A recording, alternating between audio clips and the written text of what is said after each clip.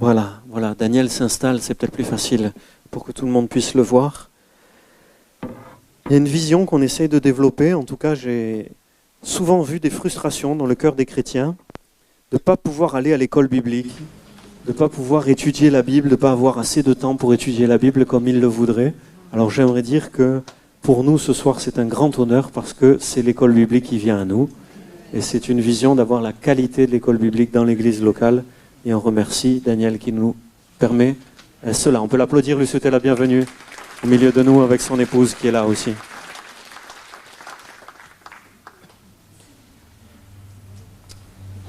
Voilà, merci pour ces paroles de bienvenue. Alors si Thibaut est venu jusqu'à Emmaüs, avant lui, il y a Guy Bettachini, où es-tu Guy? Voilà, qui est venu de nombreuses fois aussi à Emmaüs. Alors, quand on est venu ici à Antibes, eh bien, on avait toujours des amis à gauche et à droite, voilà, des frères dans les deux églises. Et pour moi, c'est une joie de pouvoir, ce soir et demain soir, avoir les deux églises, corps du Christ, réunis pour cet enseignement. Voilà. C'est aussi une joie de pouvoir enseigner le livre de Daniel. Alors, le livre de Daniel, on ne va pas... En 2 soirées, je ne vais pas pouvoir faire le tour complet, d'accord? Mais nous allons quand même nous pencher et découvrir certaines choses qui sont importantes. Alors pour ce soir, je vous propose rapidement quelques éléments sur le contexte historique, très rapidement, juste pour situer, pour ceux qui ne connaissent rien sur le livre de Daniel, quand même le situer dans le contexte historique. Ensuite, souligner un aspect très particulier du livre de Daniel, à savoir que au moment où Daniel est à Babylone, Dieu se révèle aux païens. Je vais revenir sur ce point tout à l'heure. En 3e lieu, le livre de Daniel est particulier dans le sens qu'il annonce les choses des temps de la fin. Alors là, on en parlera aussi, mais un petit peu plus rapidement. Et puis ensuite, on va parler des structures du livre de Daniel. Vous me dites, mais qu'est-ce que c'est? Eh bien, c'était l'objet de ma thèse de doctorat. Alors, excusez-moi, vous m'avez invité, parler de Daniel, je ne peux pas ne pas parler des structures du livre de Daniel. C'est un élément un petit peu technique, mais en fait, ma thèse de doctorat, c'était sur le sujet comment les structures du livre aident à comprendre le livre. Donc, ce n'est pas simplement un exercice technique en soi, mais c'est comment les structures aident à comprendre le message.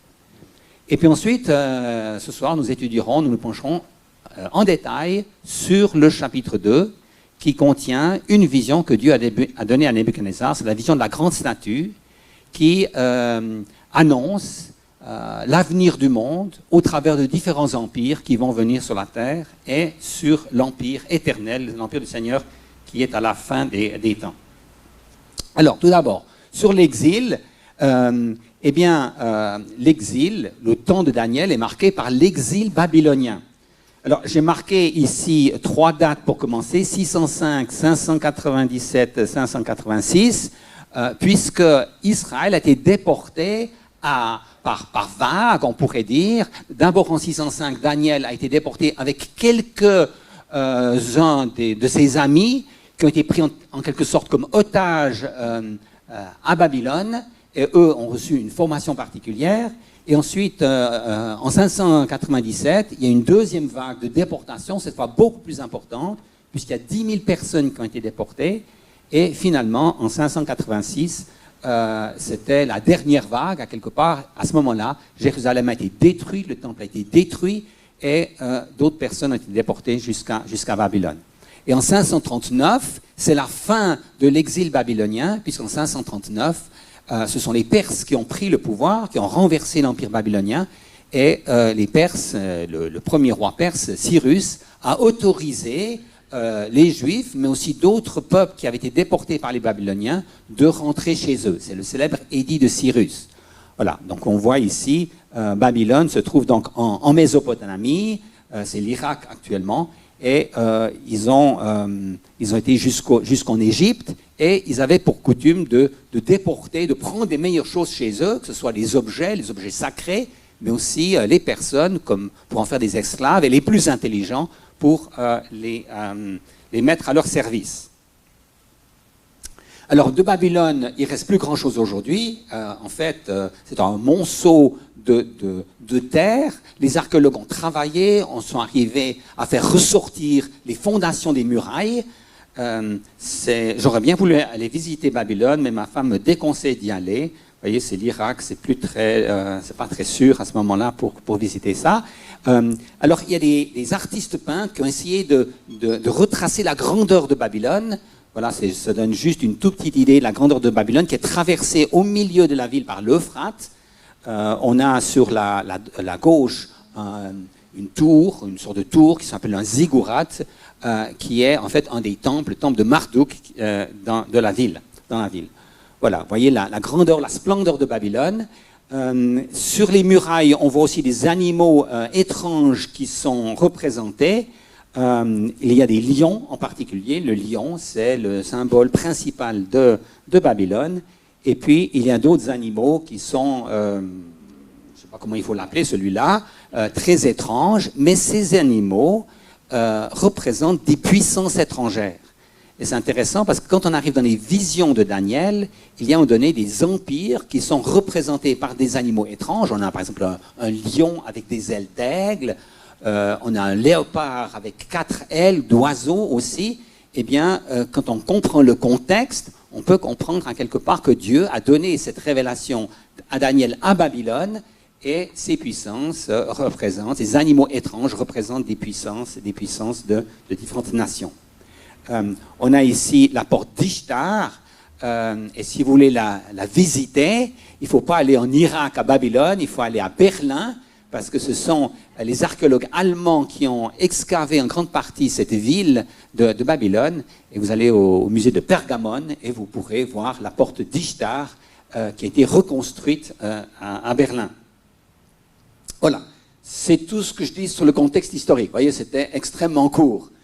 Il y a des choses bien sûr intéressantes à dire, mais ce qui est fondamental pour nous, ce n'est pas tellement l'histoire, mais c'est de comprendre finalement ce que le livre de Daniel nous rapporte. Et le livre de Daniel nous parle d'un moment nouveau et différent de l'action de Dieu qui se révèle directement aux païens. Alors ça, c'est particulier parce que dans l'Ancien Testament, Dieu se manifeste à Abraham, se manifeste à ses descendants, aux prophètes, aux rois d'Israël éventuellement. Parfois, il y a des païens qui viennent et qui entendent les prophètes leur parler. Il y a eu Jonas qui est allé jusqu'à Ninive. Là, c'est Jonas qui s'est déplacé. Mais dans le livre de Daniel, c'est Dieu qui s'adresse directement aux païens. On a par exemple un premier songe que Dieu donne à Nebuchadnezzar au chapitre 2, c'est le songe de la grande statue. Il y a un deuxième songe au chapitre 4 qui est le songe du grand arbre qui va être coupé. Et chaque fois, Dieu révèle au roi l'avenir. Au chapitre 2, c'est l'avenir du monde. Au chapitre 4, c'est l'avenir pour lui-même, pour le roi, son avenir à lui. Ensuite, au chapitre 5, on a Dieu qui, par une main divine, vient et écrit sur les murailles de Babylone un message extrêmement court, Mene, Mene, Tekel, Luparsin, extrêmement court, en 4 mots dont un est répété, mais il y a 1000 convives qui sont là, et donc Dieu manifeste, révèle au roi Belshazzar ce qui va lui arriver. Ensuite, il y a aussi d'autres manifestations de Dieu. Il y a 2 miracles en particulier, qui sont des miracles publics. On a eu l'occasion d'en parler dimanche dans cette église, j'en parlerai dimanche prochain dans l'autre église. Donc là, il y a des miracles où Dieu démontre sa puissance pour sauver, et des foules nombreuses sont présentes et assistent à quelque part à cette manifestation de la puissance de Dieu qui délivre les fidèles, Shadrach, Meshach et Abednego, de la fournaise ardente, et Daniel de la fosse aux lions. Donc voilà, donc ça c'est un point particulier du livre de Daniel qu'il faut retenir, c'est que Dieu se révèle aux païens. On peut se demander pourquoi est-ce qu'il se révèle aux païens. Je vous le dis tout de suite, c'est à quelque part parce que dans ces parties, dans ces chapitres historiques, Dieu est déjà en train de préparer ce qui va arriver. C'est à quelque part prophétique. Il annonce comment plus tard, du temps de Christ, il va s'ouvrir et se révéler aux païens pour leur annoncer sa puissance, pour leur annoncer sa grâce, pour leur annoncer le pardon de ceux qui se confient en lui. Alors, donc Dieu se révèle aux païens, mais Daniel va servir d'interprète. Il va interpréter les songes, et à quelque part, Daniel, il peut être vu comme un missionnaire.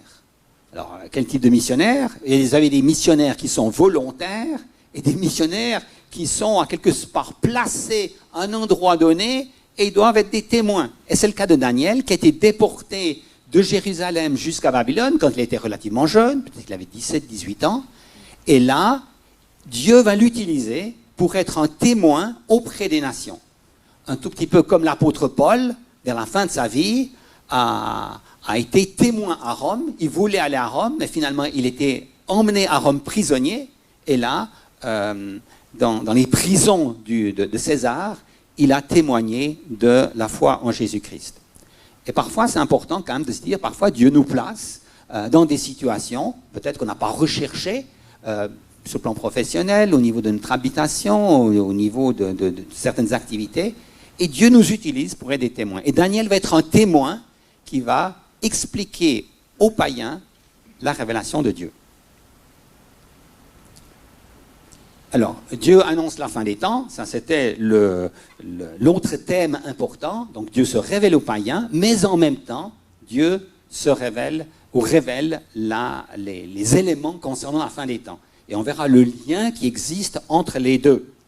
Voilà. J'ai 5 points, on a déjà terminé le point 3, vous voyez qu'on avance extrêmement vite. Mais là, on va s'arrêter un petit peu plus longtemps sur les structures du livre de Daniel. Alors, quand on parle des structures du livre de Daniel, il y a 4 structures qui sont différentes les unes des autres et qui sont complémentaires. Elles ne sont pas contradictoires, elles sont complémentaires. D'ailleurs, il est bien parfois, quand vous lisez un livre, de dire, mais enfin, quelles sont les articulations principales? Alors c'est clair, si vous prenez un livre comme Jonas, 4 chapitres, c'est plus facile que si vous prenez un livre comme Ésaïe où il y a 66 chapitres.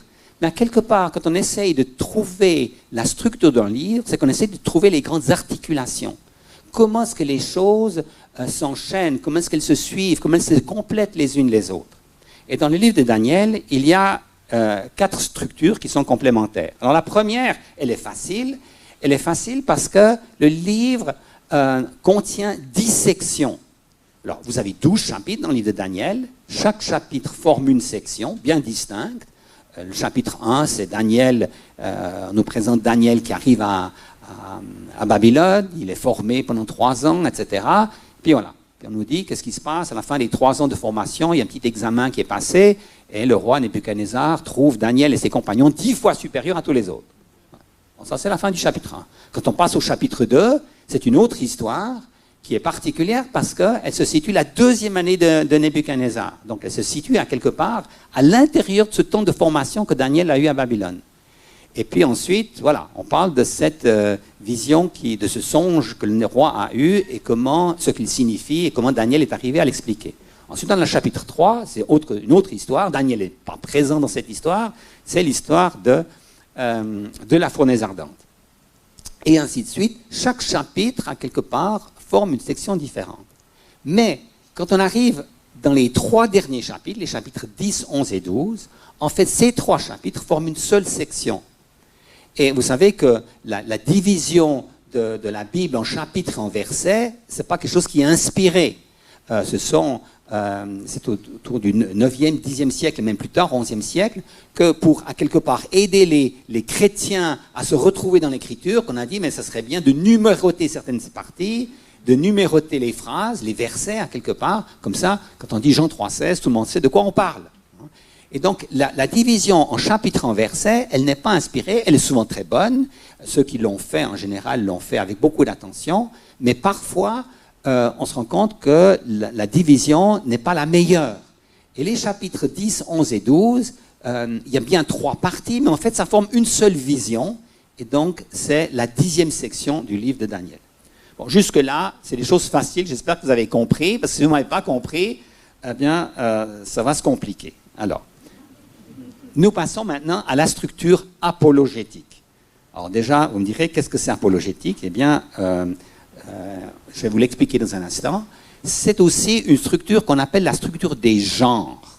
Les genres, un genre littéraire, c'est quand on parle de choses de manière différente. La poésie, l'histoire, la loi, etc. Ce sont des genres différents. Et dans le livre de Daniel, il y a, c'est très facile, 12 chapitres. Les 6 premiers sont des chapitres qui tournent autour de l'histoire de Daniel et de ses compagnons à Babylone. C'est assez facile à lire, à comprendre, etc. Et puis à partir du chapitre 7, nous avons des visions, non plus que Dieu a donné à des rois païens, mais des visions que Daniel a reçues lorsqu'il était déjà âgé. Il avait près de 70 ans quand il a reçu sa première vision. 4 visions qui sont données à Daniel et qui concernent justement la fin des temps. Et en général, quand on lit le livre de Daniel, on se dit, bon, il y a une partie facile, les 6 premiers chapitres, et une partie difficile, les 6 derniers chapitres. Certains prédicateurs, quand on leur demande de prêcher sur le livre de Daniel, ils prêchent un dimanche, le chapitre 1, ensuite 2 dimanches, chapitre 2, etc. Puis quand ils arrivent au chapitre 6, ils disent, bon, ben maintenant c'est temps de passer à un autre livre. Hein, parce qu'ils se disent, là, ça devient un petit peu chaud et un petit peu compliqué. Mais on verra qu'il y a, même s'il y a 2 parties distinctes, ces 2 parties sont unies. En fait, il y en a une qui va expliquer l'autre. Et c'est dans ce sens-là qu'on va parler d'une dimension apologétique, dans le sens que la partie historique, elle annonce déjà les choses que Dieu va faire. Par exemple, au chapitre 3 et au chapitre 6, il est question d'un Dieu souverain qui sauve ceux qui se confient en lui. Il donne une démonstration. Ben ça, c'est important de le savoir. On sait que Dieu a témoigné, a montré qu'il est tout-puissant pour sauver. Donc, quand il est question de la fin des temps, quand il est question de l'établissement du royaume de Dieu, eh bien, ce royaume, Dieu va l'établir, il va sauver les siens. Il l'a démontré dans le passé et il va le réaliser dans l'avenir. Donc, on voit comment la partie historique, en quelque part, est une base qui va nous aider à croire dans les visions, dans les promesses qui sont faites pour la fin des temps. Il en est de même pour les questions de jugement. Les chapitres 4 et 5 du livre de Daniel parlent du jugement des rois. Dieu est capable de juger, d'abaisser les tyrans les plus puissants. Il a donné une démonstration. Eh bien, à la fin des temps, Dieu va juger les nations. Et donc, nous pouvons croire que Dieu va être capable, à quelque part, d'accomplir ses promesses de jugement parce qu'il en a donné la démonstration. Vous voyez un petit peu le lien entre les signes que Dieu donne dans le passé ou dans le présent et les choses qui vont arriver dans l'avenir. Quand on parle de la résurrection d'entre les morts, nous croyons que Jésus a vaincu la mort parce qu'il est ressuscité d'entre les morts. Il est les prémices de la résurrection. Il a donné la preuve que la mort a été vaincue. Et maintenant, quand il dit « Celui qui croit en moi a la vie éternelle », eh bien oui, c'est une promesse, mais il a montré qu'il a vaincu la mort. Donc on a souvent ce lien entre l'histoire et puis les prophéties. Et donc dans le livre de Daniel, les 6 premiers chapitres sont historiques, mais en même temps, ils préparent déjà ce qui est annoncé après dans les prophéties. Bon, là je parle, je vous donnerai quand même l'occasion tout à l'heure de poser des questions, si vous avez des questions par rapport à ce que je dis. Maintenant, cette structure apologétique ou en genre, presque tous les commentaires que vous prenez divisent le livre en 1, 6, 7, 12. C'est tellement évident, ça nous saute aux yeux.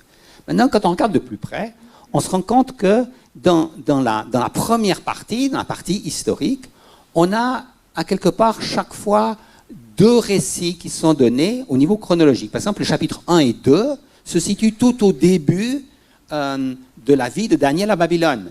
Le chapitre 1, c'est les 3 premières années de formation, et le chapitre 2, je l'ai dit tout à l'heure, se situe durant le temps de formation de Daniel. C'est la 2e année de Nebuchadnezzar.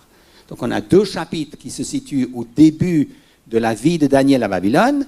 Ensuite, les chapitres 3 et 4 ne sont pas datés, donc ils se situent durant le règne de Nebuchadnezzar, ça c'est sûr, qui a régné le plus longtemps sous l'Empire babylonien, une 40aine d'années, sur les 70 qu'a duré l'Empire babylonien.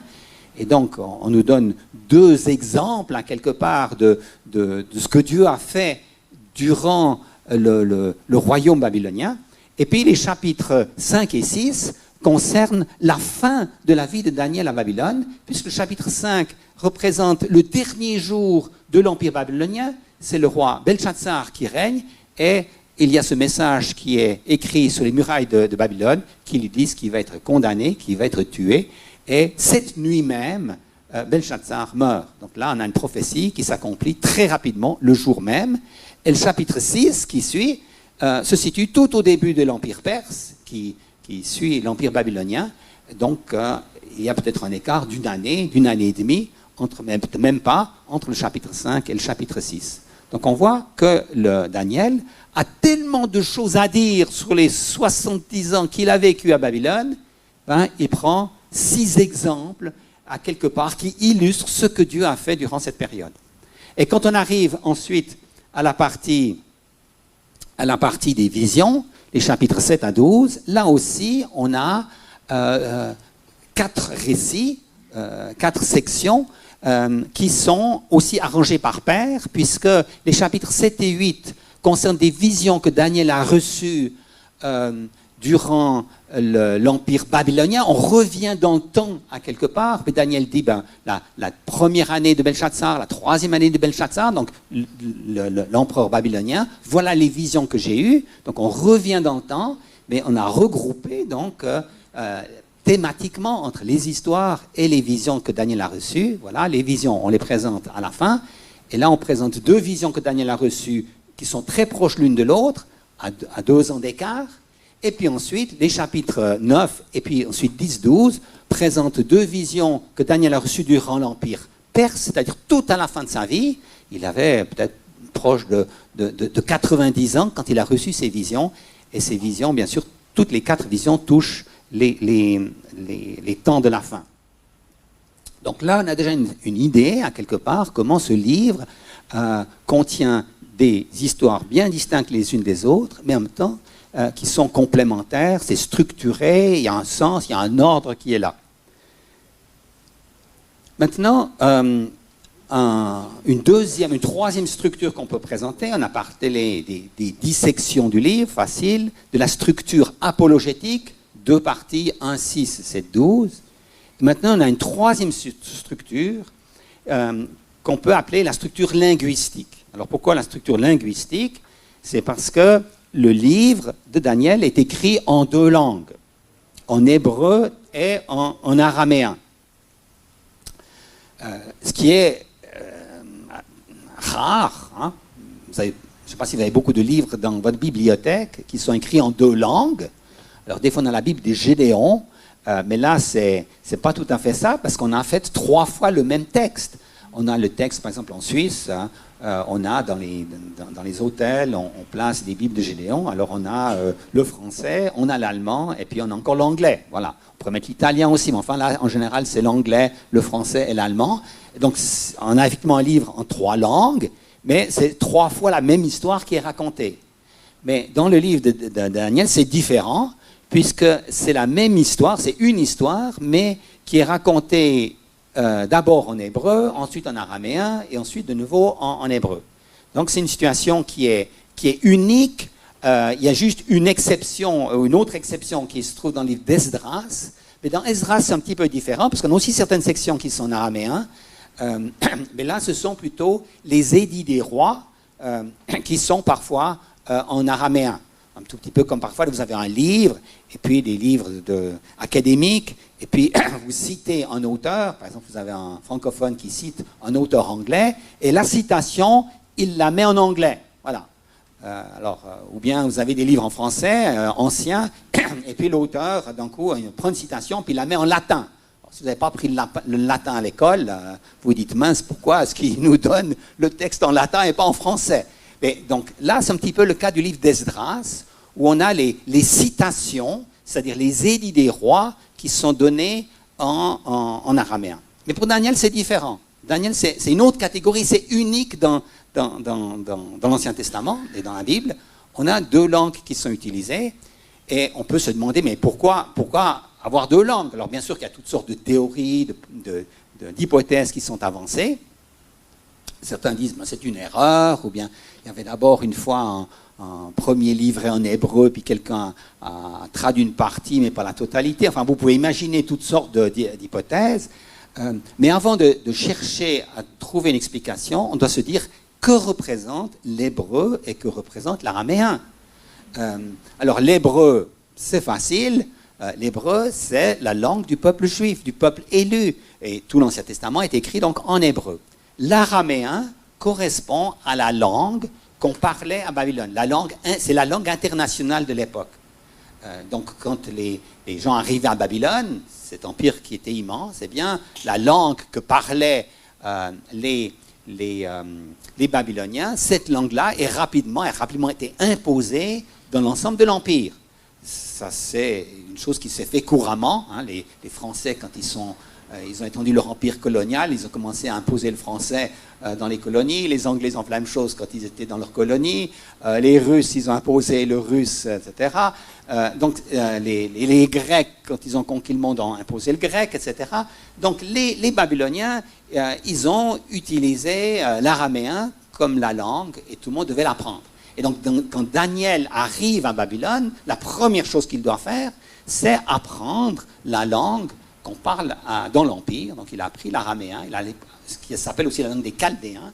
Il a appris cette langue, et un petit peu comme un missionnaire, quand il doit, disons, exercer un ministère, la première chose qu'il va faire quand il arrive dans un pays, il commence par apprendre la langue. Donc, Daniel va commencer par apprendre la langue pour pouvoir ensuite transmettre cela. Bon. On ne sait toujours pas pourquoi hébreu, araméen, mais ça nous aide un tout petit peu à comprendre le sens qui est là. Le sens qui est là. Maintenant, au niveau de la structure, c'est qu'on a quelque chose d'étonnant, c'est qu'on a le chapitre 1 qui est écrit en hébreu, les chapitres 2 à 7 qui sont écrits en araméen, et les chapitres 8 à 12 qui sont écrits à nouveau en hébreu. Voilà. Et vous voyez que ça ne correspond pas à ce qu'on a vu avant avec la structure apologétique ou de genre. Puisqu'avant, on avait 1-6, c'était l'histoire, et 7 à 12, c'était les visions que Daniel avait reçues. Ici, c'est différent. On peut dire, mais quelle structure est plus importante? Alors, si, par exemple, moi, je vous disais, je vous aurais donné un devoir, hein, parce que je suis un petit peu prof, donc je donne un devoir, et je vous dis, faites la structure du livre de Daniel. Combien d'entre vous auraient mis chapitre 1, c'est différent, chapitre 2 à 7, c'est une autre section, et puis la troisième section, c'est 8 à 12. Vous l'aurez pas, peu d'entre vous l'auraient souligné, parce que quand on a une traduction, à quelque part, cette structure linguistique, elle est gommée. On ne la voit plus. Bien sûr qu'il y a des fois des notes en bas de page, que les traducteurs ont mis en disant à partir de ce verset, le texte est en araméen, mais il faut être attentif aux petites notes de bas de page pour cela. Maintenant, quelqu'un qui lit le texte dans l'original, et on lui dit, quelle est la structure de ce livre? Il lève la main, c'est clair. Chapitre 1, chapitre 2 à 7, chapitre 8 à 12. La structure linguistique, elle saute aux yeux. Si vous avez un livre et vous avez, je ne sais pas, une partie qui est écrite en français et l'autre partie qui est écrite, je ne sais pas, en suédois, ou en roumain, ou en arménien, ou en chinois, et vous dites, c'est quoi la structure du livre? Ça saute aux yeux. Donc la structure linguistique, elle est manifeste pour celui qui lit le texte dans l'original. Maintenant, on se dit, mais pourquoi ces structures-là? Pourquoi dire une chose dans une langue et ensuite passer à une autre langue? Mais peut-être que c'est en rapport avec le contenu du texte, du message. Si vous adressez un message à tout le monde, bien sûr que vous allez utiliser l'araméen. Comme aujourd'hui, vous voulez, je ne sais pas, vous êtes chanteur et vous voulez que vos chansons sont diffusées dans le monde entier, ben, excusez-moi, il ne faut pas chanter en français. Hein. C'est mieux de chanter en anglais. Dans les concours d'Eurovision, de la chanson, etc., les gens ils chantent régulièrement en anglais parce qu'ils disent plus de personnes pourront comprendre ce qu'on fait. Donc, par contre, si vous voulez toucher la fibre locale, hein, vous êtes en Alsace, eh bien, vous allez chanter un chant en alsacien. Puis les gens, ils vont être très, très contents parce que, voilà, vous vous adressez à eux directement. Alors moi, je prends parfois, puisque je suis suisse, je prends parfois l'exemple du français et puis du suisse allemand. Hein, le suisse allemand, c'est réservé à une classe très particulière en Suisse, etc. Et c'est intéressant pour le suisse allemand, mais c'est sans doute vrai pour d'autres langues aussi. Le suisse allemand, quand vous regardez la télévision, la chaîne suisse allemande, vous avez les nouvelles, et les nouvelles, c'est le Hochdeutsch, hein, c'est le bon allemand. Et quand vous arrivez à la météo, c'est le suisse allemand. Quand vous arrivez à la page sportive, c'est le suisse allemand. Et c'est comme si, pour les choses sérieuses, ben voilà, on va parler le Hochdeutsch, le bon allemand, mais pour des choses qui sont un petit peu plus proches, plus de la détente, etc., d'un coup, c'est en suisse allemand. Donc, à quelque part, le livre de Daniel, et je pense que ça colle tout à fait avec le contenu de ce message, les chapitres en hébreu sont destinés prioritairement à Israël. Les chapitres en araméen sont destinés prioritairement à tout le monde, donc au monde entier. Donc il y a bien ce double aspect du message dans Daniel, d'un côté un message adressé au monde entier, et d'autre part un message qui est adressé à Israël en particulier. Alors, quand on regarde la section araméenne, donc les chapitres 2 à 7, on se rend compte que les chapitres se correspondent. Par exemple, le chapitre 2 présente une vision concernant les temps à venir, où il y a 4 royaumes terrestres qui sont présentés, suite à quoi vient le royaume éternel. Mais quand on regarde au chapitre 7, donc la fin de la section araméenne, on a aussi, cette fois, une vision où il y a 4 royaumes terrestres qui sont présentés, suite à quoi vient le royaume éternel. Bien sûr que le chapitre 7, c'est une vision que Daniel a reçue. Le chapitre 2, c'est Nebuchadnezzar qui l'a reçu, mais on voit bien qu'il y a à quelque part une correspondance entre le chapitre 2 et le chapitre 7. Si on prend maintenant le chapitre 3 représente une histoire extraordinaire qui est le salut des 3 amis de Daniel, Shadrach, Meshach, Abednego, qui sont jetés dans la fournaise ardente. Dieu démontre sa puissance pour sauver. Mais le chapitre 6, l'avant-dernier chapitre de cette section, c'est Daniel qui est dans la fosse aux lions, et on a le même message qui ressort, c'est Dieu qui montre sa toute-puissance pour sauver celui qui est fidèle et qui a refusé de se compromettre et d'adorer un autre Dieu pendant 30 jours. Donc le message est le même entre le chapitre 3 et le chapitre 6. Et puis au centre de cette structure araméenne, on a le chapitre 4 qui est un chapitre de jugement, où Dieu juge Nebuchadnezzar à cause de son orgueil. Et au chapitre 5, Dieu juge cette fois Belshazzar, le dernier roi de Babylone. Et cette fois, c'est un jugement définitif, le roi va être tué. Entre le chapitre 4 et le chapitre 5, il est question de jugement. Il y a des nuances, des différences, puisque le chapitre 4 présente un jugement qui est annoncé. Nebuchadnezzar reçoit cette vision, et puis il ne la comprend pas, c'est la vision du grand arbre qui est abattu, et Daniel vient, lui explique, lui dit que Dieu va le juger à cause de son orgueil, mais qu'il a un conseil à donner au roi, c'est de modifier sa vie, de la mettre en ordre, et le roi ne le fait pas. Au bout de 12 mois, le roi s'enorgueillit, et à ce moment-là, Dieu l'humilie, il devient fou pendant 7 ans, et après ce temps, Nebuchadnezzar se repent et il retrouve toute sa santé et tout son pouvoir. Donc on a un jugement, disons, temporaire qui est fait, alors qu'au chapitre 5, il est question d'un jugement définitif, sans préavis. Belshazzar reçoit ce message écrit sur les murailles de Babylone, et cette nuit même, il va mourir. Donc on voit le lien entre le chapitre 4 et le chapitre 5. Alors là, je suis en train de parler un petit peu des choses techniques.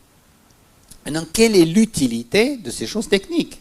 Finalement, à quoi ça va nous aider à comprendre mieux le texte? Eh bien, tous ces éléments qu'on a ici, qu'on appelle des parallélismes, les parallélismes sont un élément clé de la pensée hébraïque.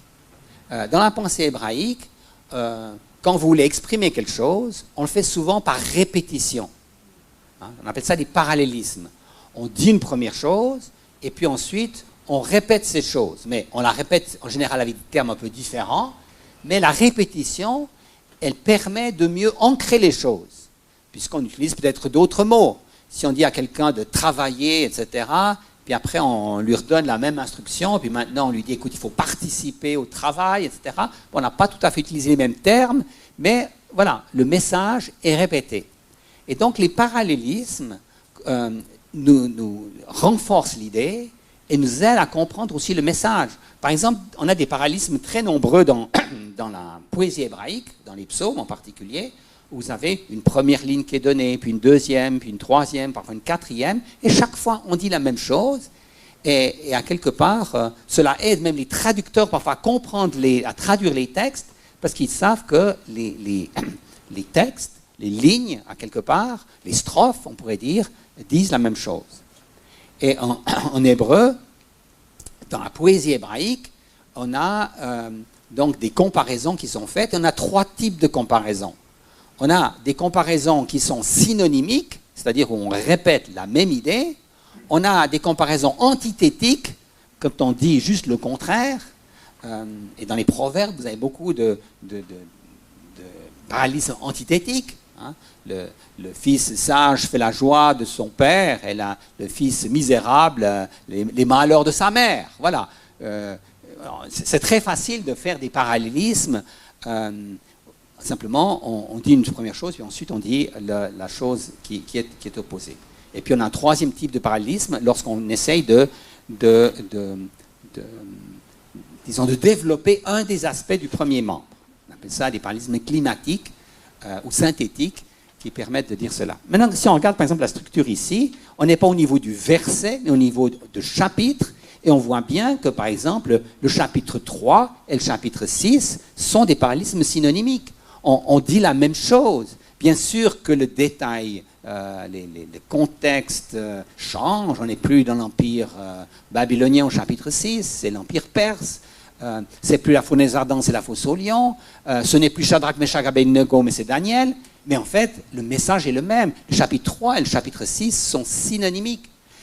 Si on prend le chapitre 4 et le chapitre 5, là aussi, on a une partie synonymique, dans le sens que c'est Dieu qui juge les rois, mais en même temps, Dieu les juge de manière différente, puisque le premier roi, un temps de grâce lui est donné, il a le temps de se repentir, une fois quand il est humilié, on ne le tue pas tout de suite, etc.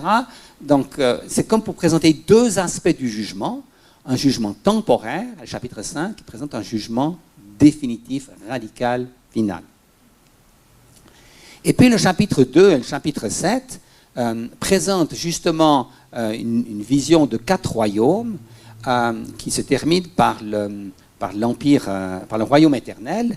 Mais au moment où on essaie d'identifier les différents royaumes qui vont venir, qui sont indiqués par cette grande statue, eh bien on va s'appuyer sur le chapitre 7 pour interpréter le chapitre 2.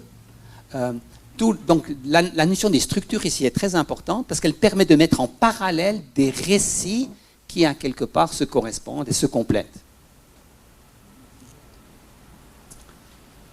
Voilà. Alors, la structure ici, linguistique, je l'ai marqué élaborée, parce que pour l'instant, c'est concentré sur la partie centrale en araméen. Mais si on regarde le chapitre 1, il est écrit en hébreu. Si on regarde la fin du livre, c'est écrit en hébreu. Donc on a hébreu, araméen, hébreu. On revient au point de départ. Donc il y a déjà un équilibre à quelque part.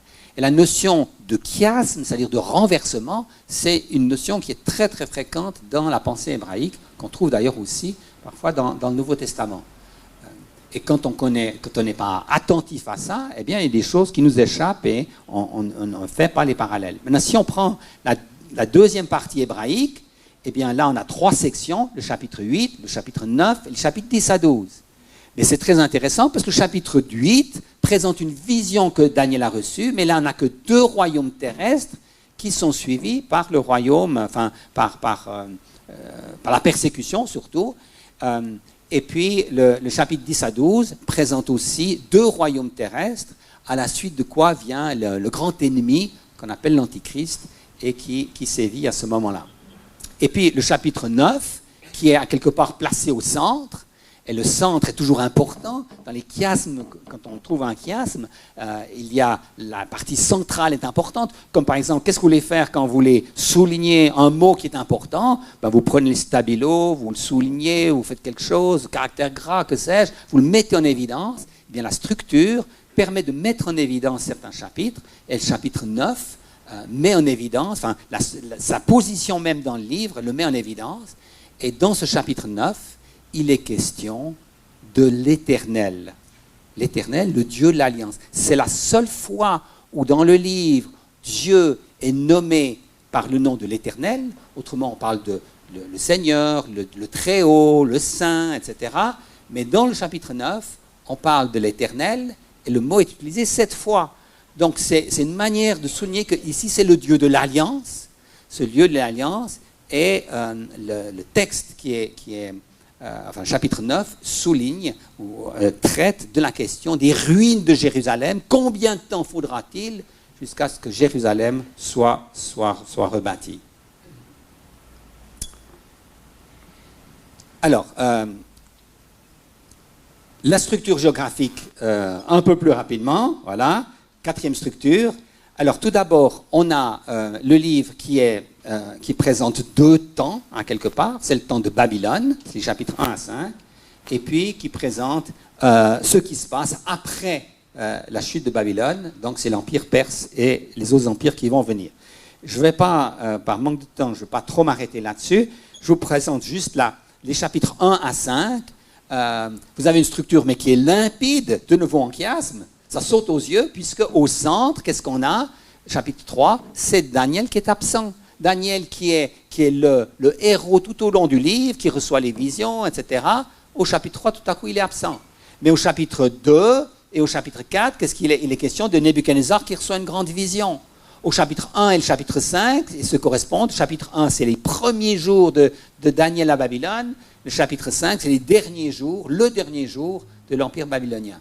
Et à nouveau, il y a, quand on entre dans le détail, on voit que dans le chapitre 1, il est question des objets sacrés que Nebuchadnezzar a pris du temple de Jérusalem pour les amener dans son temple à lui. À quelque part, il les a placés dans un endroit noble et beau, etc. Au chapitre 5, il est de nouveau question de ces objets sacrés qu'on trouve que Nebuchadnezzar avait déportés. Et cette fois, Belshazzar, qu'est-ce qu'il fait? Il va prendre ces objets sacrés, va les sortir du temple, où ils avaient une place de valeur, pour les utiliser pour ses orgies. Et on se rend compte la différence entre le premier roi de Babylone et le dernier, le premier qui avait un certain respect des choses de Dieu, le dernier qui n'a aucun respect des choses de Dieu. Voilà. Je ne vais pas parler de la deuxième des chapitres 6 à 12, parce que voilà, vous avez assez goûté, si on peut dire, à cette notion de structure. Et maintenant, je vous propose de nous arrêter sur le chapitre 2. Donc voilà, c'était l'introduction terminée, et on passe au chapitre 2. Et le chapitre 2, c'est le chapitre qui est le plus long du livre de Daniel. Bon, à l'exception des chapitres 10, 11, 12, qui forment une seule section. Mais le chapitre 2, il est long. Et on a 2 parties. On a une partie historique, c'est-à-dire on nous décrit comment le roi a reçu ce songe, le songe qui l'a terrifié, le songe de cette statue immense qu'il a vue, qu'il n'arrivait pas à comprendre, comment il fait venir tous ses conseillers qui sont incapables de lui interpréter ce songe. Il va tous les mettre à mort. Intervient Daniel qui prie. Dieu lui révèle le contenu du songe et l'explication. Et ensuite, dans la deuxième partie du chapitre, chapitre versets 29 à 45, eh bien, on nous présente cette fois le songe et son explication. Et donc, ce soir, nous allons nous arrêter uniquement sur cette deuxième partie. Demain, je vous propose de revenir sur le chapitre 2 et de nous arrêter un petit peu plus sur les personnages. Parce que, voilà, c'est des parties historiques, c'est de comprendre Nebuchadnezzar, de comprendre Daniel. On fera la même chose au chapitre 4 et au chapitre 5. Mais ce soir, on va se pencher sur cette vision que le roi a reçue. Et je vais lire ce texte. Donc on est au chapitre 2 et à partir du verset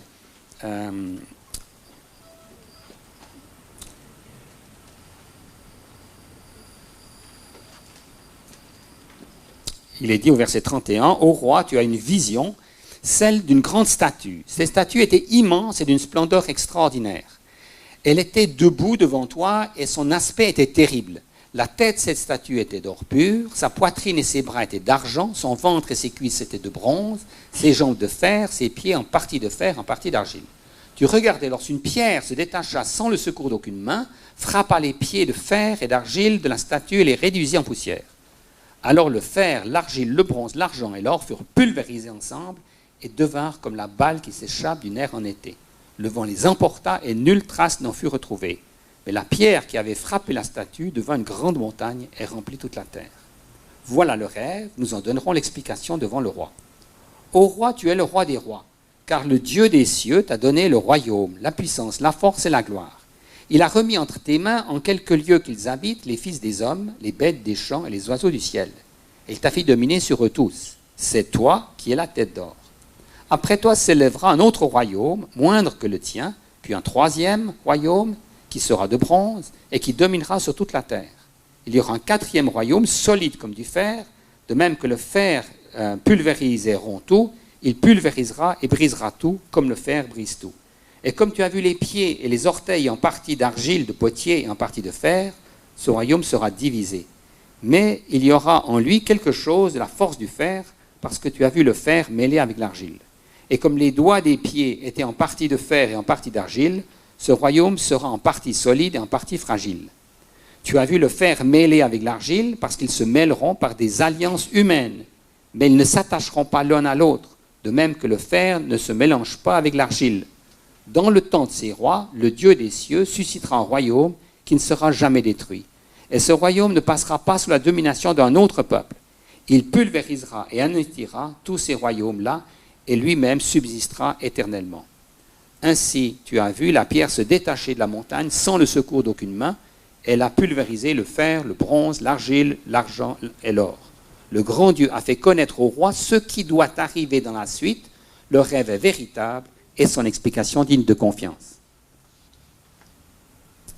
Donc, cette statue est composée de 4, voire de 5 parties.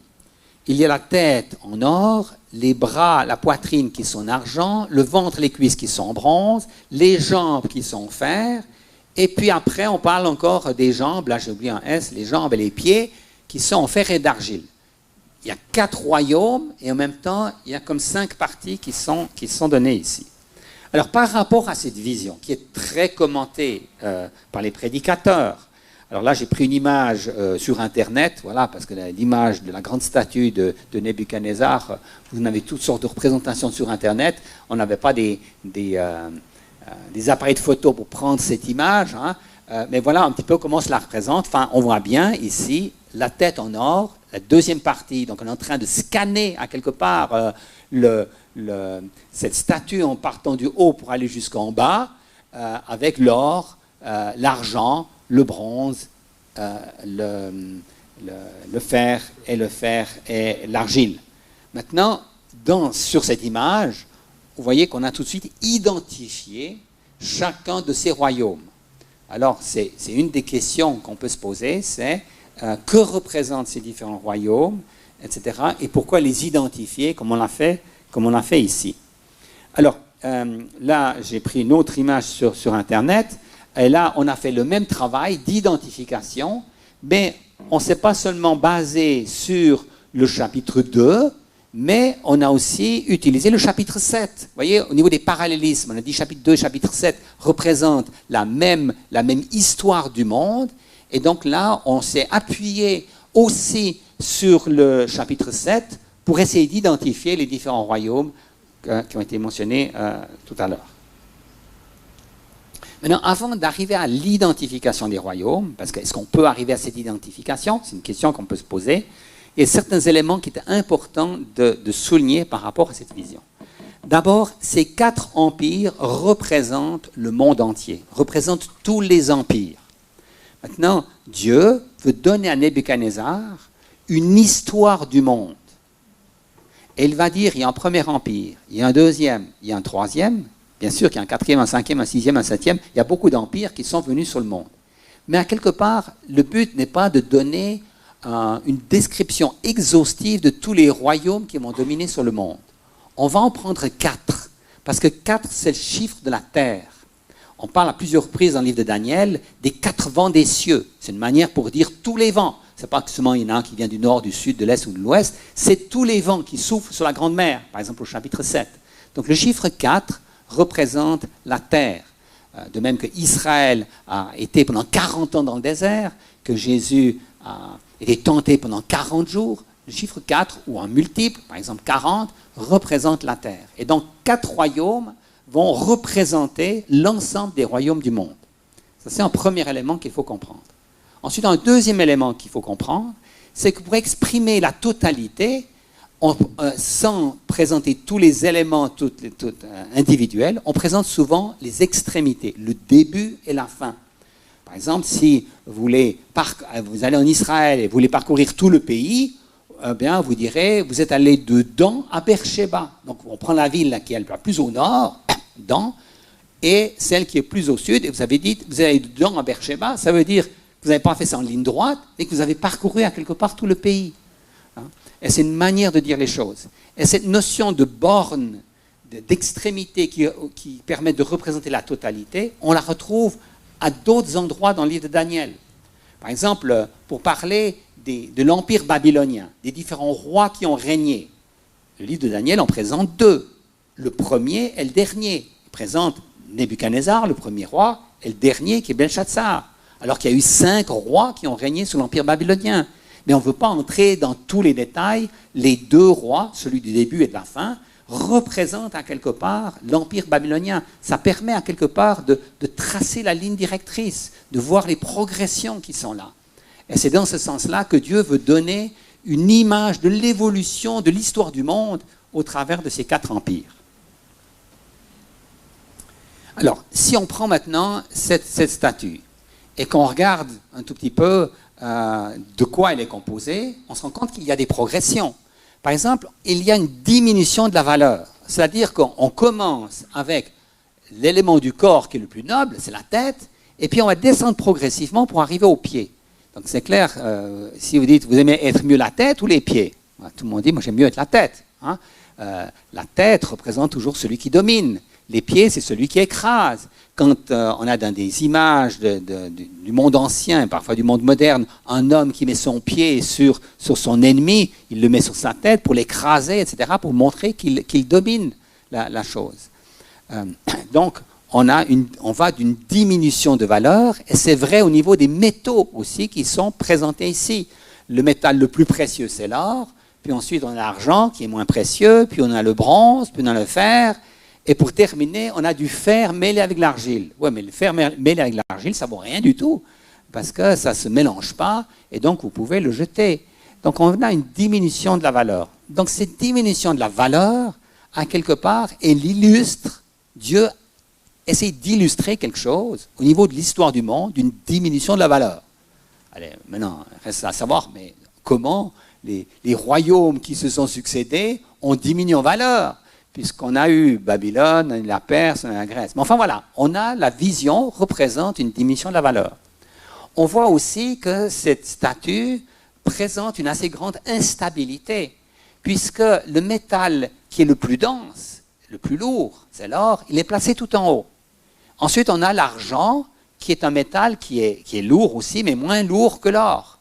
Ensuite, on a le bronze, puis le fer, puis l'argile, et chaque fois, il y a une diminution de la densité de ces matériaux. Si par exemple vous voulez construire une pyramide, hein, vous avez différents objets qu'on vous donne, par exemple vous avez des briques, vous avez du papier, vous avez du carton, etc. Vous me dites, mais construisez une tour avec les différents matériaux que vous avez. Vous n'allez pas commencer à mettre en bas des petites boîtes en papier, et puis tout en haut, vous allez mettre le plomb. Non, mais ça ne va pas. Le plomb va tout écraser, et ça va être instable. Vous allez au contraire faire l'inverse, mettre ce qui est le plus lourd en bas, et puis ensuite, progressivement, vous allez monter. Le centre de gravité doit être très bas, ce qui donne une stabilité à la construction. Mais dans cette statue, le centre de gravité il est placé très haut. Donc, à quelque part, on se dit, mais cette statue, il ne faudrait pas grand-chose pour la renverser. Donc, Dieu est en train de dire qu'il y a une instabilité grandissante dans ces empires du monde qui sont là. Voilà. C'est une tendance qui est donnée, une trace que Dieu donne qui est intéressante. Et puis, au niveau des métaux qui sont présentés, il y a aussi une dureté croissante qui est présentée, puisque le premier métal, l'or, c'est un métal qui est tendre. Vous n'allez jamais construire une épée en or, peut-être pour la décoration, mais vous n'allez pas l'utiliser à la guerre, parce qu'elle va se casser. Ni même une épée en argent, mais ce sera plutôt une épée en bronze ou une épée en fer. Et donc, il y a cette notion d'une progression croissante, d'une dureté croissante qui se fait. Et puis, même dans le texte lui-même, il est dit qu'un des royaumes sera plus dur. On parle de la dureté du fer. Donc, il y a des indices qui sont donnés dans cette vision pour indiquer qu'il y a encore un autre mouvement qui est là.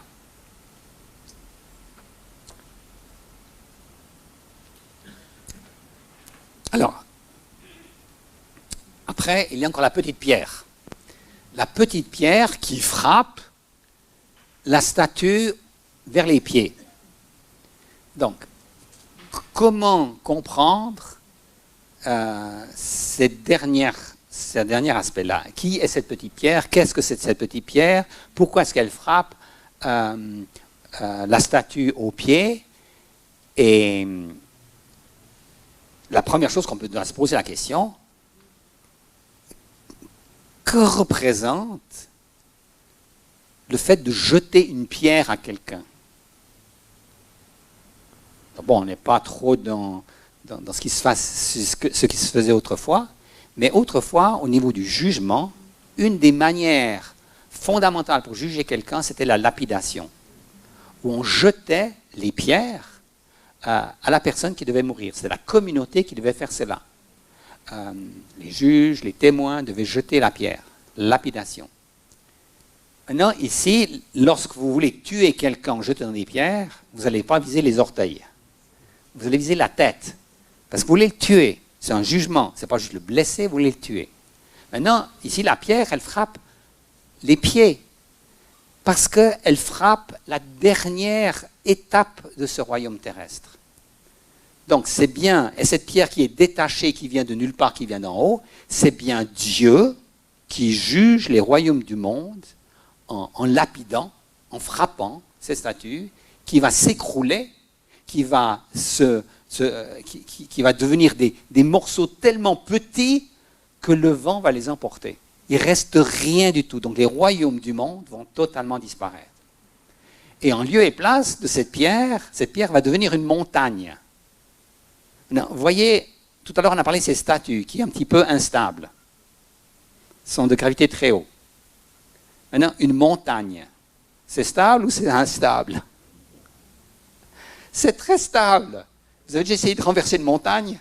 C'est pas possible. Un arbre peut-être, un grand bâtiment peut-être, mais pas une montagne. Et cette montagne, elle va grandir pour remplir toute la terre. Donc c'est pas juste une petite colline. C'est le monde entier. Cette montagne remplit le monde entier. Vous voyez le message que Dieu donne en disant son royaume est un royaume qui ne sera jamais renversé. Mais les royaumes de ce monde, si puissants soient-ils, comme l'empire babylonien, comme d'autres qui ont suivi, ces empires, à un moment donné, quand Dieu le jugera, vont disparaître. Maintenant, voilà. Maintenant, quand même, un petit peu au niveau de l'identification des différentes parties, que représentent ces différentes parties? Alors, la première, c'est facile, parce qu'on nous le donne dans le texte. Daniel explique au roi, toi, tu es la tête d'or.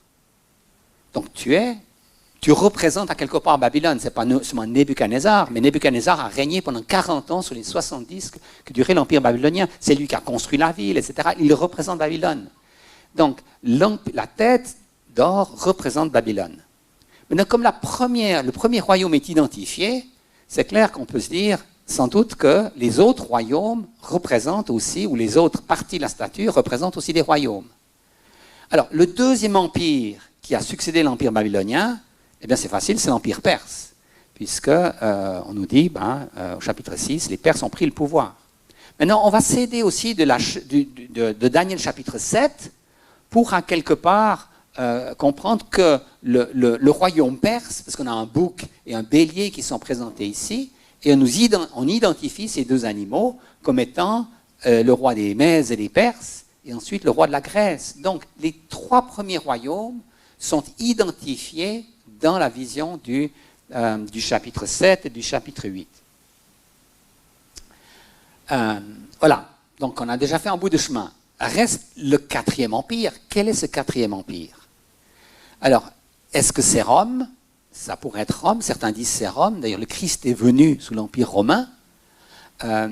Mais ici, la vision, elle n'est pas en train de parler de la première venue de Jésus. Jésus, lors de sa première venue, il est mort sur la croix. Il est venu comme serviteur, souffrant pour donner sa vie. Mais Jésus-Christ va revenir en gloire. Et à ce moment-là, il va établir son royaume qui va durer pour toujours. Donc, le quatrième royaume, est-ce que c'est l'Empire romain? On nous parle des jambes de fer, et d'un coup, on a les pieds de fer et d'argile. C'est comme si ce quatrième royaume a deux parties. Peut-être une partie romaine et une autre partie, voilà. Et comme toutes les visions de Daniel commencent du temps de Daniel et terminent à la fin des temps avec l'empire de l'Antichrist, eh bien, probablement que les pieds de fer et d'argile représentent le royaume de l'Antichrist. On va bien sûr s'aider aussi du chapitre 7 qui nous parle de la quatrième bête qui est différente de tous les autres. Les trois premières bêtes ont été identifiées. D'abord, il y avait un lion avec des ailes d'aigle. Ensuite, on parle d'un ours qui marche un petit peu de côté. Ensuite, on parle d'un léopard avec 4 ailes. Donc, c'est tous des animaux bizarres. Mais enfin, on arrive à les identifier en leur donnant un nom. Quand on arrive au quatrième royaume, on dit c'est un royaume différent. Il avait des dents de fer. Vous avez déjà vu des animaux avec des dents de fer aux zoo? Ça n'existe pas sur la terre. Donc, à quelque part, le quatrième royaume au chapitre 7, il est différent des autres et représente le temps de l'Antichrist. Donc on voit bien qu'on a présenté le début de l'histoire des hommes, en commençant avec du temps de Daniel, pour terminer chaque fois au temps de la fin. Toutes les visions de Daniel, aussi au chapitre 8, 9, 10, 11 et 12, représentent la même chose. Voilà, message. Je vais terminer avec ça.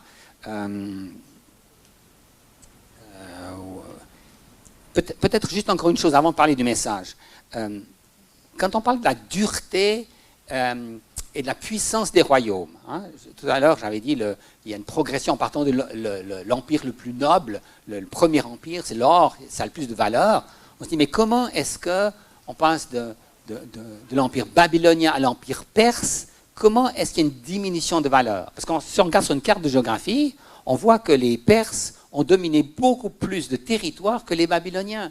Et puis les Grecs qui sont venus après ont dominé plus de territoires que les Babyloniens. Comment se fait-il que l'empire babylonien est représenté par de l'or?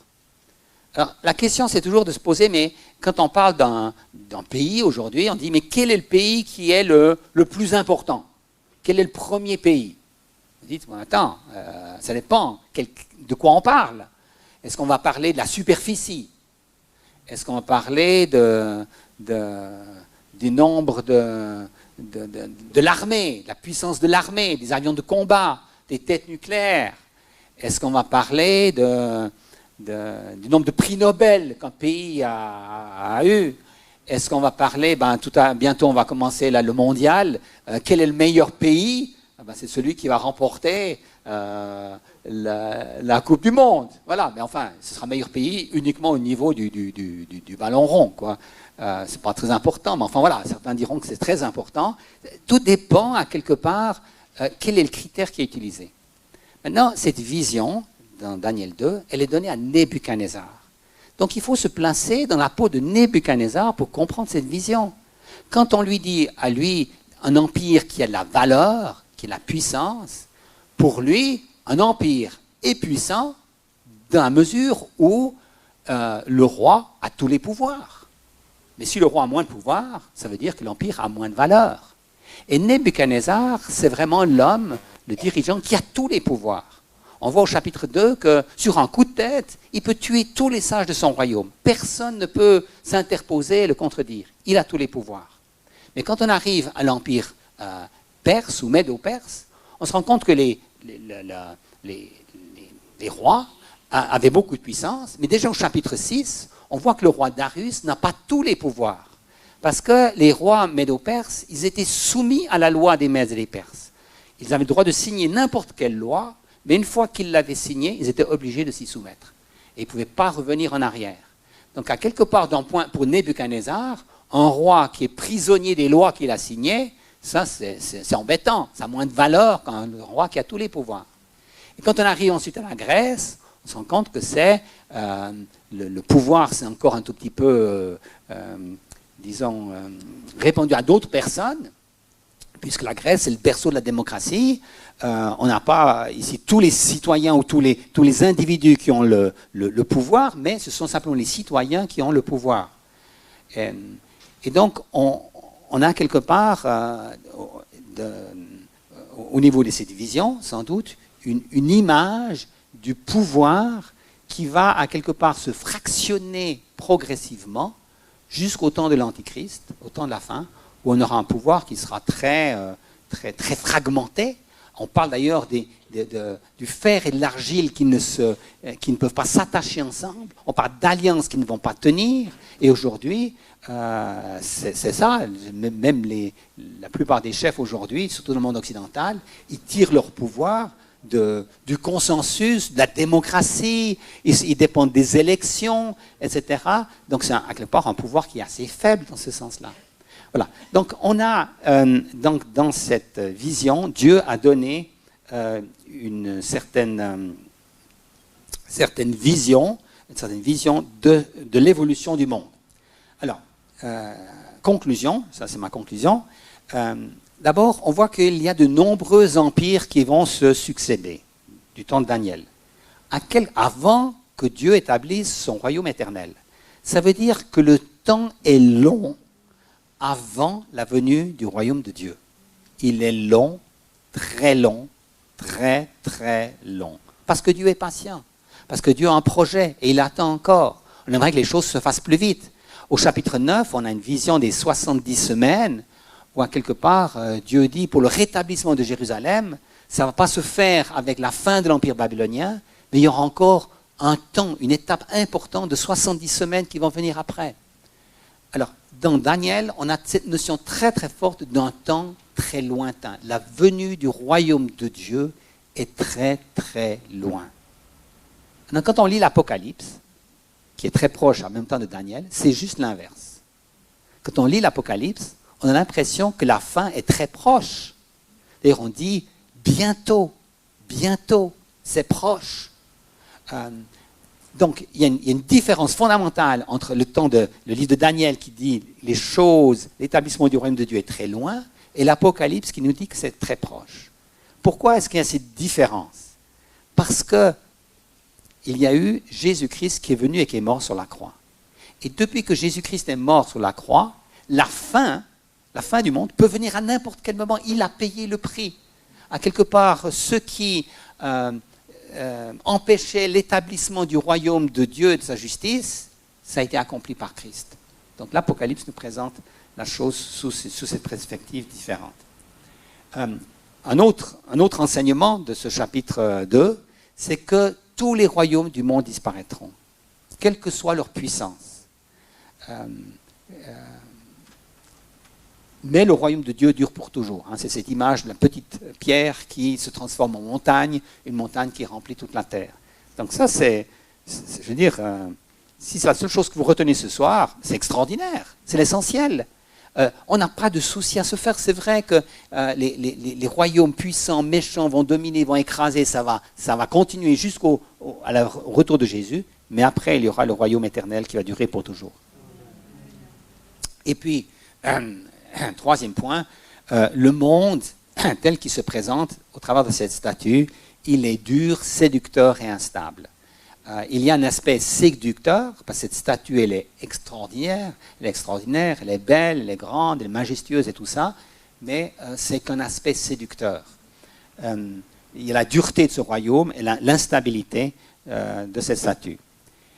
Et puis, dernier point, c'est que, puisqu'on parle de l'histoire du monde, le dénouement de cette histoire se passera à Jérusalem. Maintenant, vous me direz, mais je ne vais pas parler de ça ce soir.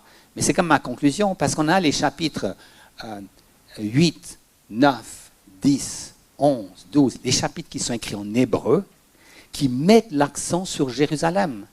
De même que l'accent dans les premiers chapitres sont sur Babylone, la capitale du monde de l'époque, dans les visions que Daniel reçoit et qui sont écrites en hébreu, ces visions mettent en évidence Jérusalem qui va être attaquée par un grand ennemi qu'on appelle l'Antichrist, mais à un moment donné, Dieu interviendra et apportera la libération. Et c'est bien pour ça que le chapitre 9 de Daniel, vous vous souvenez, où le nom de l'Éternel est utilisé, eh bien, ce chapitre parle de la rédemption de Jérusalem, il parle sur les ruines de Jérusalem, le temps qu'il faudra pour que Jérusalem puisse recevoir sa rédemption totale.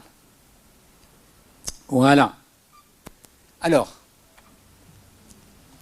j'ai pris un petit peu plus de temps que je pensais, mais enfin, il y a quand même quelques temps pour les questions, peut-être, que vous pourriez poser. Le plus dur, c'est la première, toujours. Moi, je me lance, si j'ai bien compris, concernant l'enchaînement des royaumes, le quatrième, tu as tendance à penser que ce n'est pas Rome, ce n'est pas l'Empire romain, mais une sorte d'empire encore à venir. Si tu peux m'éclairer sur ça. Alors, merci pour la question. C'est le point d'interrogation qui gêne. Parce que, quand même, on entend souvent dans les messages, le royaume de l'Antichrist, c'est Rome qui est ressuscité.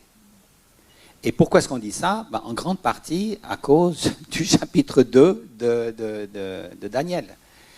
C'est vrai que le quatrième royaume, il est romain. C'est vrai qu'au chapitre 9, il est question d'une vision des 70 semaines, les 69 premières conduisent jusqu'à Jésus-Christ et ensuite il est rejeté, on est dans l'Empire romain. Donc oui, Rome est là.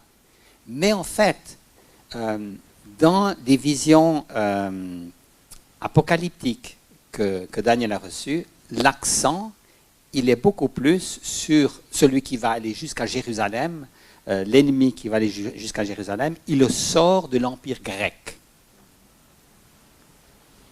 Donc, si on prenait vraiment le livre de Daniel et qu'on effaçait tout ce qu'on avait déjà su, on dirait l'ennemi, l'Antichrist, il vient fondamentalement de l'Empire grec. Il y a quand même l'Empire romain. Alors,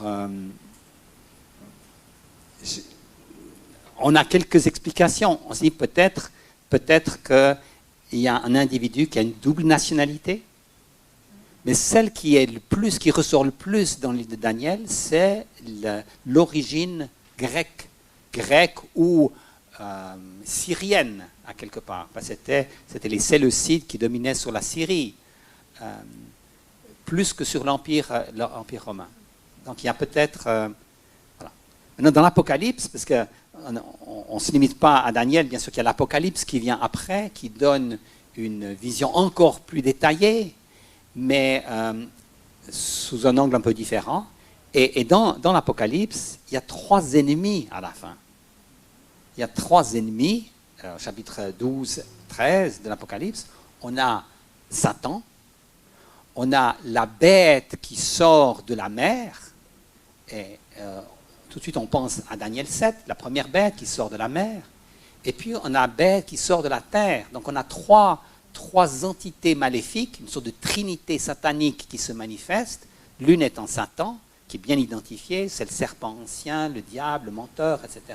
Puis on a les deux autres puissances qui sont là, qui collaborent, une collaboration, puisque la dernière des bêtes, celle qui monte de la terre, qu'on appelle plus tard le faux prophète, elle donne à quelque part elle met en valeur la bête qui monte de la mer, et la bête qui monte de la mer donne sa puissance à la bête qui monte de la terre. Donc il y a une association entre les deux qui n'était pas complète. Peut-être qu'à un moment donné, il y a quand même eu des frictions, hein, parce que, vous savez, les méchants qui s'associent, il y a toujours des tensions entre les méchants. Hein, donc peut-être qu'à un moment donné, il y a des tensions, peut-être qu'à un moment donné, ils vont travailler ensemble.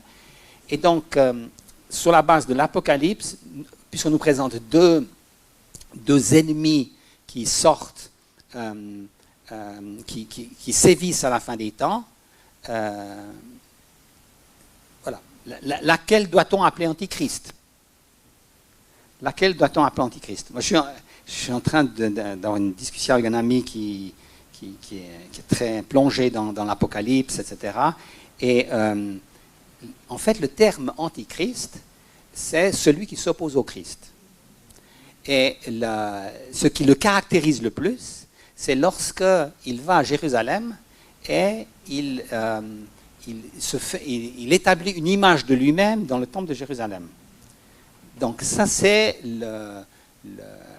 l'activité qui caractérise l'Antichrist. Mais cette activité-là, elle correspond plus au personnage qui vient de la Grèce plutôt que de Rome. Peut-être que c'est juste une question de terme entre l'Antichrist. Il y a deux personnages. C'est qui l'Antichrist? C'est la bête qui monte de la terre ou celle qui monte de la mer?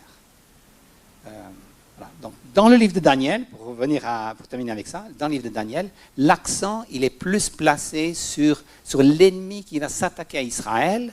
Et ça, c'est les chapitres 8, 9, 10, 11 et 12. Bonsoir. Quand vous parlez de l'origine grecque de l'Antichrist, est-ce que vous pensez forcément à un personnage? Et vous avez dit tout à l'heure que c'est le berceau de la démocratie. Est-ce que ce ne serait pas un système, style démocratie? Alors, merci. Donc, une des grandes questions, mais ça touche encore beaucoup plus l'Apocalypse, c'est les puissances qui sont représentées ici. Est-ce que ce sont simplement des systèmes religieux, économiques, politiques, ou ce sont des individus? Alors, dans le livre de Daniel, manifestement, il est question d'individus. Ce sont des individus. Nebuchadnezzar, c'est le premier. Donc, c'est vrai, il représente l'Empire babylonien, mais c'est un individu. Quand on arrive au chapitre 11, en particulier dans Daniel, on voit qu'il y a le roi du Nord, le roi du Sud, qui se font la guerre, etc. Ce sont des individus, ce n'est pas des systèmes. Ils viennent de certaines origines, soit du Sud, c'est l'Égypte, c'est les Ptolémées, soit du Nord, c'est-à-dire les Séleucides qui sont centrés sur la Syrie. Donc l'ennemi qui va finalement prendre la place de Dieu à Jérusalem, c'est un être humain, c'est un homme. Ce n'est pas un système qui est là. Voilà. D'ailleurs, dans l'Apocalypse, on parle du faux prophète, c'est un individu. Qui représentera peut-être un système. C'est clair que tous les individus sont marqués par des idéologies, par des systèmes, etc. Mais c'est d'abord un individu qui est représenté ici, qui sort d'un certain milieu. Voilà. Quelqu'un qui vient de Corée du Nord, voilà, il a certaine idéologie. Celui qui vient de Russie, il a une certaine idéologie. Celui qui vient des États-Unis a une certaine idéologie. Mais ça reste des individus. Ça reste des individus. Dans Daniel, on parle d'individus. Je pense qu'à la fin des temps, c'est un individu. Alors, c'est même deux individus, sans doute. En tout cas, et puis Satan, qui est aussi un être bien défini. Ce n'est pas un système. C'est un ange qui est déchu. C'est un être.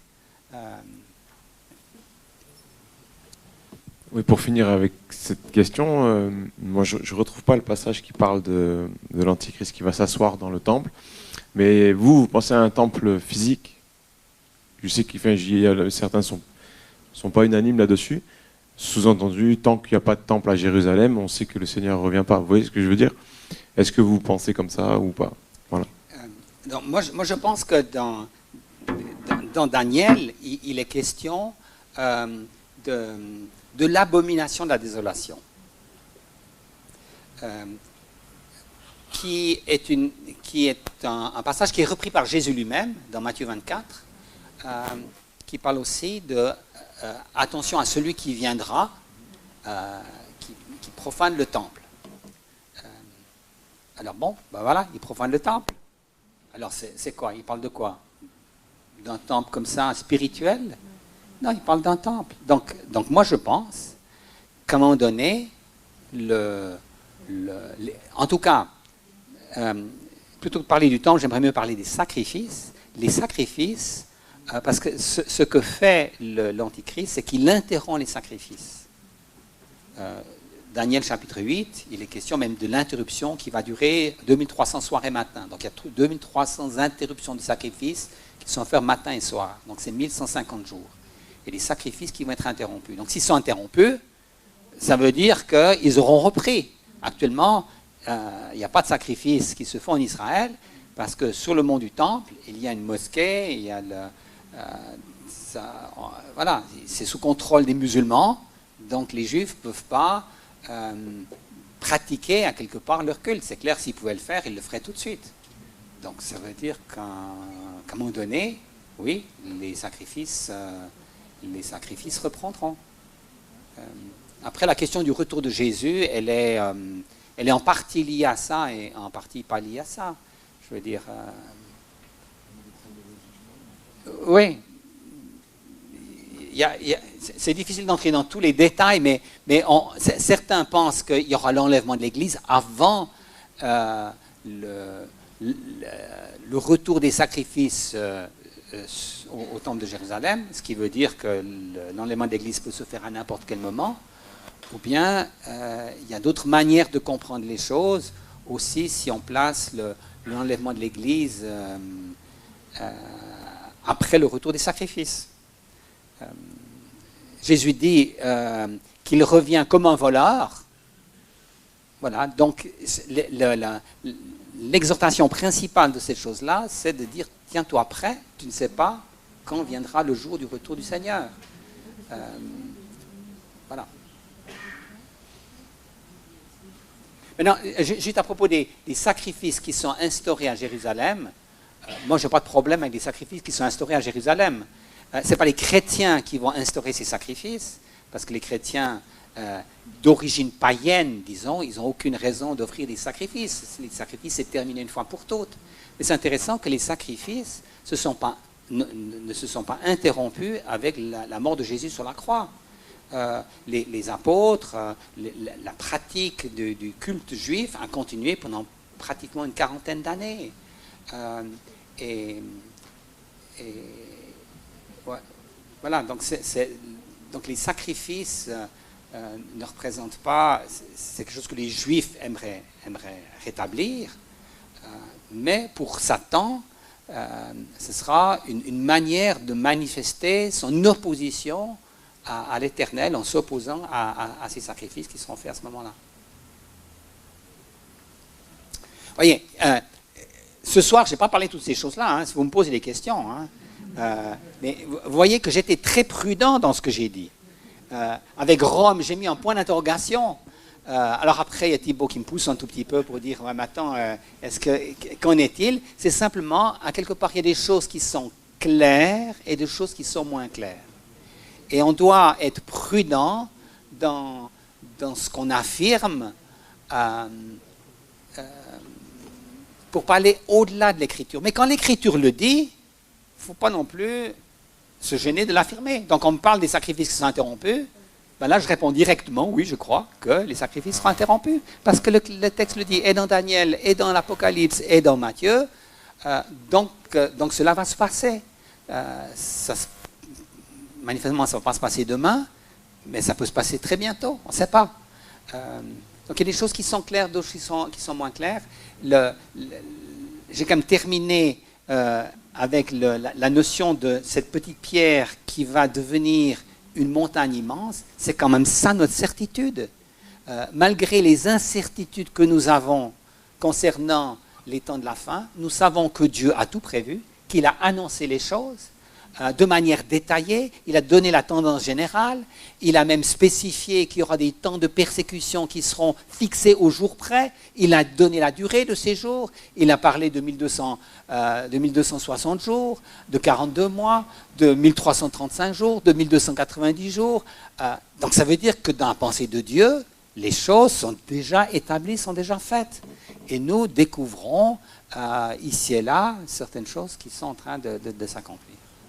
Pour rester dans les trois bêtes de l'Apocalypse, vous identifiez donc comme un individu la première étant Satan, ça c'est clair, la troisième aussi comme étant un individu, mais la deuxième bête, celle qui monte de la mer, il est dit qu'en fait elle est animée pour la rendre quelque part vivante. Donc ça a l'air d'être quelque chose d'artificiel et ça ne ressemble pas tellement à un individu puisqu'elle est animée, cette bête. Je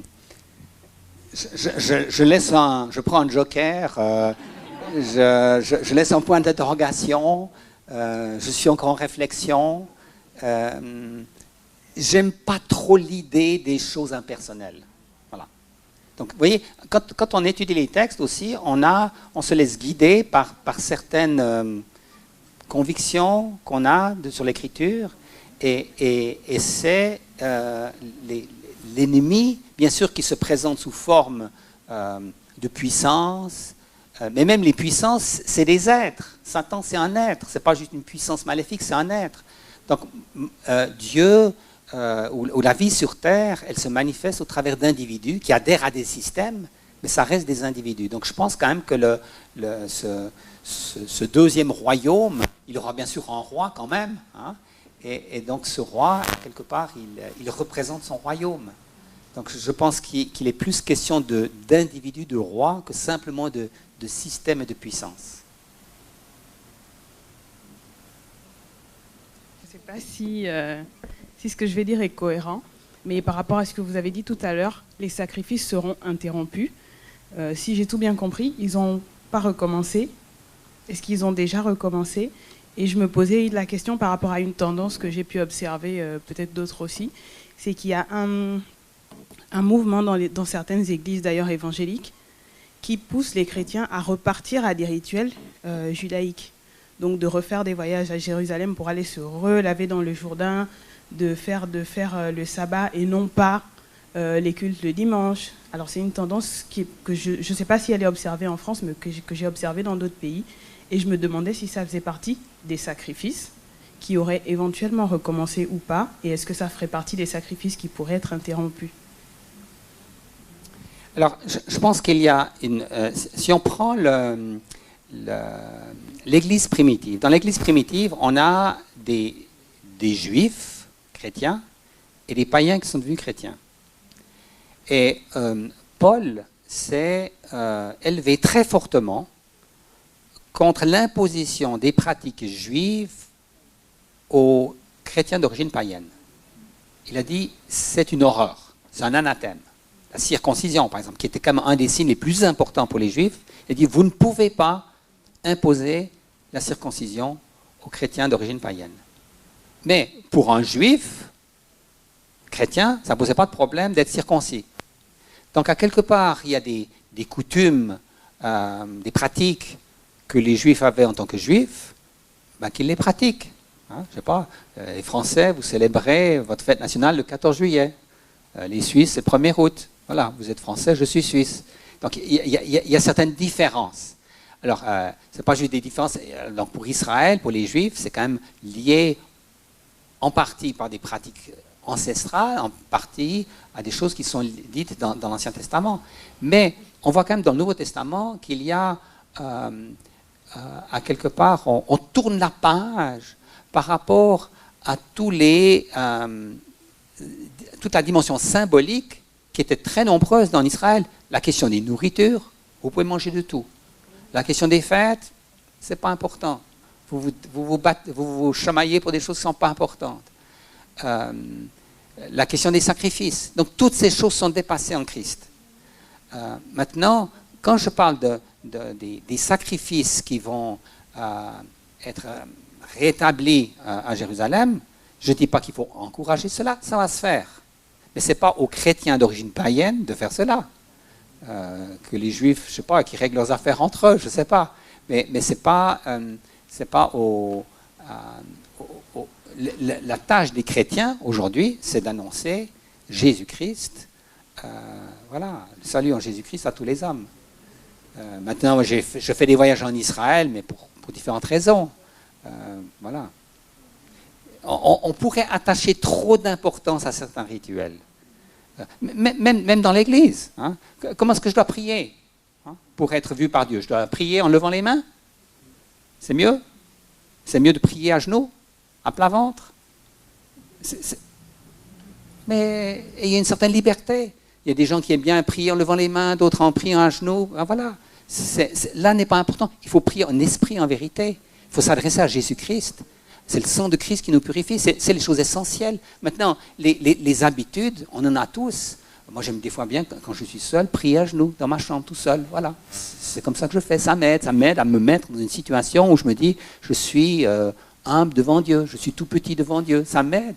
Mais je ne peux pas maintenant imposer ça à d'autres. Donc, il faut faire la différence entre ce qui est fondamental, ce qui est secondaire. En ce qui se vit il y a 2 églises ici qui sont présentes. Vous avez une manière un peu différente parfois dans l'adoration du Seigneur. Voilà. Il faut accepter les choses qui sont un petit peu différentes, qui sont secondaires. Amen. Alors, on a une deuxième soirée pour poursuivre. C'est notre chance. Peut-être, moi, j'aimerais dire une dernière chose que je trouve intéressante. Et quand tu as souligné le parallèle entre le chapitre 2 et le chapitre 7, c'est non seulement un éclairage sur les différents royaumes qui se succèdent, mais c'est aussi un éclairage sur la clé finale de l'histoire, la petite pierre au chapitre 2. Je ne me souviens pas de l'avoir entendu pour le chapitre 7, alors je veux le dire. Au chapitre 7, la petite pierre, c'est le Fils de l'homme. Et le Fils de l'homme, c'est Jésus que nous servons. C'est lui la clé de l'histoire. C'est lui la fin. Il dit lui-même, je suis le commencement et la fin. Et peut-être en conclusion de cette soirée, c'est bien de le dire tous ensemble, de fermer nos yeux, peut-être, et de se tourner vers ce royaume éternel que Jésus a commencé d'instaurer au milieu de nous et qui ne frappe pas les regards, mais qui un jour frappera les royaumes de ce monde et s'établira sur toute la terre. Seigneur, merci de nous avoir permis de partager tout ce que nous avons partagé ce soir. Merci de nous garder dans ta parole et merci de bénir encore la soirée demain soir et Daniel dans tout ce qu'il aura à nous partager. Au nom de Jésus. Amen. Amen. Je crois qu'on peut remercier Daniel.